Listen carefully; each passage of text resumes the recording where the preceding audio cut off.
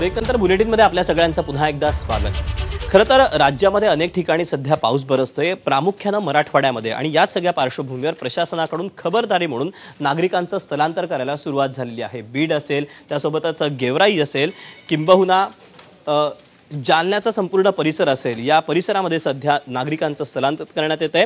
बीडच्या माजलगाव तालुक्यात गोदावरी काठच्या गावकऱ्यांचं स्थलांतर करण्यात येत आहे। रिधोरी शेलगावातील काही गावकऱ्यांनी दुसऱ्या गावांमध्ये स्थलांतर केले। तिकडे गेवराई तालुक्यातील गोदावरी नदीकाठच्या 45 गावांना पुराचा धोका निर्माण होण्याची शक्यता आहे, त्यामुळे खबरदारी म्हणून गोदावरी नदीकाठच्या नागरिकांनी स्थलांतर करायला सुरुवात केली आहे। तर जालन्यात जायकवाडी धरणातून मोठ्या प्रमाणात पाण्याचा विसर्ग सुरू असल्याने परतूर तालुक्यात गोळेगाव येथे नागरिकांचं स्थलांतर करण्यात येत आहे।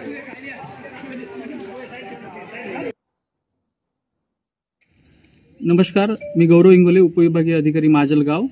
आज 28 सप्टेंबर रोजी जायकवाडी धरणामधून अंदाजे 2.5 लाख क्युसेक पाण्याचा विसर्ग सोडण्यात आलेला आहे। त्या कारणाने माजलगावमधील काही खालील गावे आहेत, ते गावांची मी नावं घेतो। त्या गावांनी अतिशय अलर्ट मोडमध्ये राहणे आवश्यक आहे।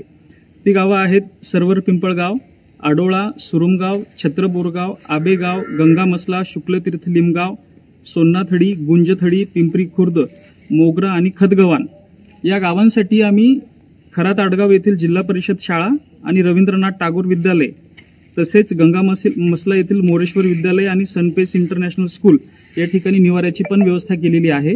तरी आमचे सर्व तलाठी ग्रामसेवक गावामध्ये आहेत, त्यांच्यासोबत तात्काळ आपण स्थलांतरित व्हावे आणि प्रशासनास सहकार्य करावे।